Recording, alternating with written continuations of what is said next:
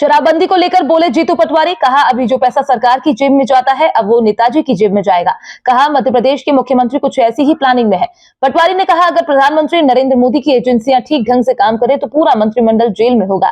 Crime, corruption, कर्ज commissioner से मुख्यमंत्री को प्यार है। सीएम बनते ही जंगलों से सोने के बिस्किट मिल रहे हैं और वे गाँव का विकास करने की बजाय उनका नाम बदलने में ही लगे हुए हैं। उन्होंने भाजपा पर संविधान का अपमान करने का भी आरोप लगाया। शहर कांग्रेस अध्यक्ष मुकेश भाटी ने बताया 27 जनवरी को राहुल गांधी, कांग्रेस के राष्ट्रीय अध्यक्ष मल्लिकार्जुन खड़गे, सांसद प्रियंका गांधी महू में डॉक्टर भीमराव अंबेडकर की जन्मस्थली पर आने वाले हैं।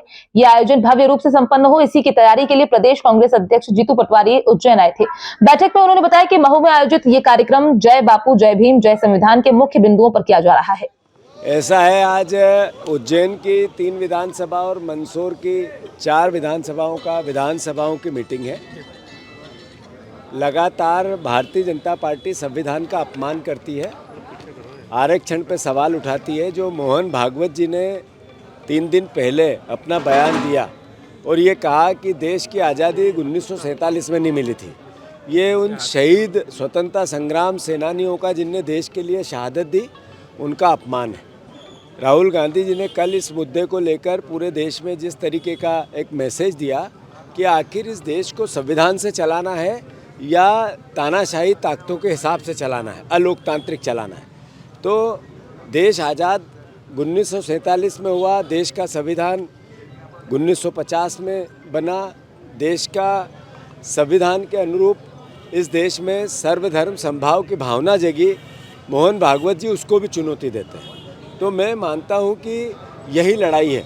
एक तरफ विचारधारा है जो प्रेम, प्यार, मोहब्बत की है, भगवान राम कृष्ण की है, पैगंबर गुरु नानक देव जी और हमारे गौतम बुद्ध की है। दूसरी तरफ भारतीय जनता पार्टी की कट्टरता की विचारधारा, इसके बीच में लड़ाई है। मैं मानता हूँ इसको लेकर महू में आयोजन हो रहा है, जिसमें जय बापू, जय भीम, जय संविधान, ये भावना देश के आम नागरिक को देश से प्रेम होना चाहिए, संविधान से प्रेम होना चाहिए। अपने अपने धर्म की जय हो पर संविधान की भी जय हो, ये भावना इस देश में जब तक नहीं बनेगी, मैं मानता हूँ ये देश सैकड़ों लाखों साल तक जो इसकी प्राचीन इतिहास है उसको हम दोहरा नहीं पाएंगे। तो फिर से राहुल जी आ रहे हैं 27 तारीख को महू, हमारे खड़गे जी आ रहे हैं, प्रियंका जी, सारे CWC के मेंबर आ रहे हैं। पूरे प्रदेश में सारे नेता उस कार्यक्रम की तैयारी कर रहे हैं। सारे हमारे संभागीय हमने इसके लिए प्रभारी बनाए गए सीनियर नेताओं को। और मैं उज्जैन की जनता को भी आह्वान करने आया हूं कि आप सबको भी प्रार्थना करने आया हूं, कार्यकर्ताओं को जो संविधान से प्यार करता है वो आमंत्रित है उज्जैन महू 27 तारीख को, बाबा साहब अम्बेडकर की जन्मस्थली। इसके लिए मैं आज मेरा आने का औचित्य बना है। पर साथ ही साथ जैसा मैंने कहा कि मुख्यमंत्री उज्जैन के हैं और मोहन यादव जी जब से बने हैं उनको प्यार है कर्ज से, क्राइम से, करप्शन से और कमीशन से। जब से ये मुख्यमंत्री बने आप देखोगे कि सोने के बिस्कुट जंगलों में मिलने लगे हैं। रोज लोक आयुक्त का काम होता है कहीं छापा डालो और केवल एविडेंस मिटाओ। वो डायरी जिसमें नाम थे कि इतना बड़ा पैसा 2000 करोड़ रुपए इकट्ठे किए सौरभ शर्मा ने, वो डायरी है कहाँ? और वो सौरभ शर्मा कहाँ है जो लोक आयुक्त के डर से भाग गया? दुबई में है, हिंदुस्तान में है, नेपाल में है, आखिर है कहाँ वो? तो आज तक 1 महीना हो गया।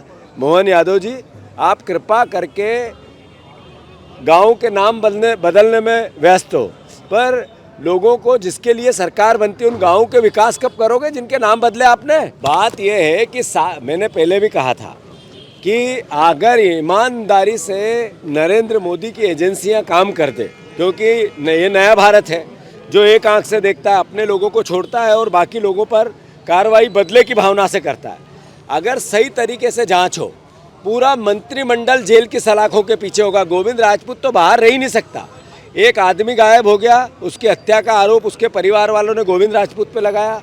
फिर गोविंद राजपूत ने 100 बीघे जमीन 100 करोड़ से ज़्यादा की दान ले ली, वापस कर दी। कहाँ से आया था पता नहीं चला। फिर गोविंद राजपूत, ये सोना सौरभ शर्मा के तार गोविंद राजपूत से जुड़ रहे हैं, परिवहन विभाग से जुड़ रहे हैं। आखिर गोविंद राजपूत बाहर कैसे घूम सकता है? वो तो अभी तक जेल में होना था। ऐसा है, हम आपको याद हो तो आज से 8 महीने पहले आए थे, आप ही लोग थे, आपने कवर किया था। मैंने कहा था मोहन यादव जी, अगर आप में थोड़ी बहुत भी मर्यादा हो तो उज्जैन से शराबबंदी करो। कहा था या नहीं कहा था? अगर 8 महीने में मोहन यादव जी को सुध नहीं आई।